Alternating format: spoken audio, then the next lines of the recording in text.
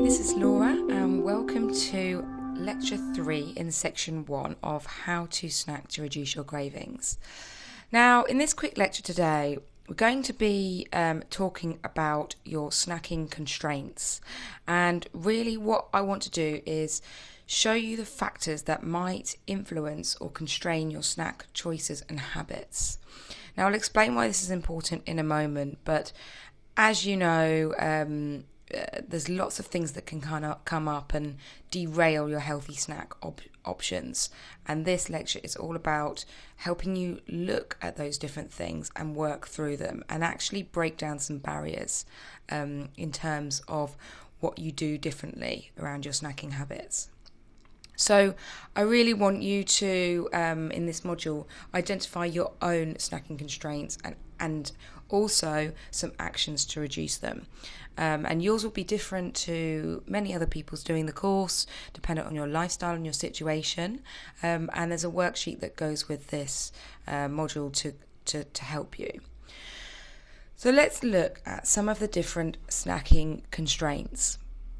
Now, I guess pause for a minute or two, maybe just pause and just write down before I start what you think your snacking constraints are. Okay, so just write down what maybe influences you to buy the chocolate or buy the cereal bars or buy the more sugary snacks. Okay, now once you've done that, I'm going to go through and see if any of these matched up to what you had noted down. So first of all, and this is probably one of the most common, is availability, okay? Have you got access to healthy snacks? Can you actually get your hands on some nuts? Can you buy the things at your local shop or not? Okay, it's one of the most common. You know, you've got to actually be able to buy things if you're going to eat them, or be able to make the foods with the ingredients. Next one is time. So this is time to make the snack, time to prepare the snack, time to go and buy the snack.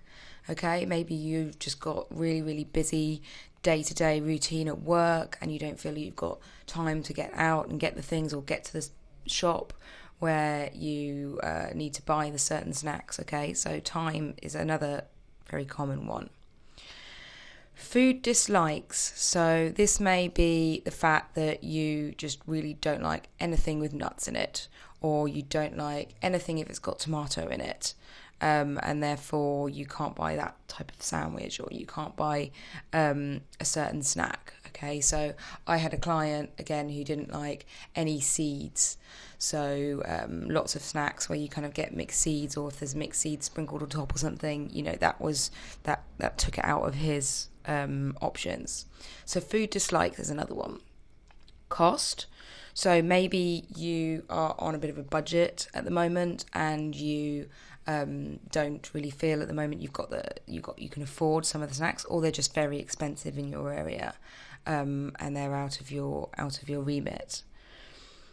Social relationships. Now, this is a very interesting one. It's a constraint because sometimes you may feel under pressure to eat the same things as others, or you may be highly influenced by your friend and what they're eating, or the social situation that's going on.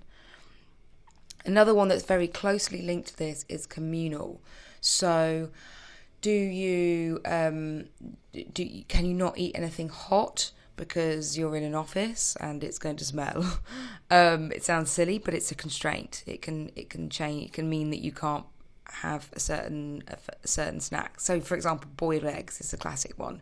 You know, if you're very conscious about boiled eggs smelling in a communal area, you may not feel comfortable eating them. It's the same thing if you're traveling on a train or a bus or something. Okay. Equipment. So you might take in something to eat into the office, or you might be out and about, but you might not have a fork or a spoon to eat it. It's so simple, but it can still be a constraint, and it's something to think about because there's obvious solutions to work around it. Dietary requirements. So are you gluten-free, dairy-free? Are you dairy intolerant? Do you require a specific kind of dietary product? and that kind of rules out lots of other things that are there on the shelves. So that's another one to consider. And finally, just knowledge. Do you feel like sometimes you just are in a rush and you don't have a time to look at the labels or read, or you just find that you buy the wrong things, and your knowledge kind of pulls you down? So I've just very lightly gone through those snacking constraints, and what I want you to do is just print and complete the worksheet that I've done for you, which is in the extra resources section. Okay, and complete the worksheet. What you'll do is you'll go through these in more detail. You'll answer a few questions and work out which ones are more relevant to you personally. And then once you've done it, just over the next few days when you are maybe snacking, or the next week, think about that worksheet and what you've done, and just reflect on it, and things will come to you and you think, oh, maybe I could carry a fork here, or maybe I could just create enough time here to do this. Okay, so you naturally will problem solve around this once you're conscious about it. So all this is doing is bringing this to your consciousness, and letting your creativity unfurl. So enjoy doing that, and I will see you in the next lecture.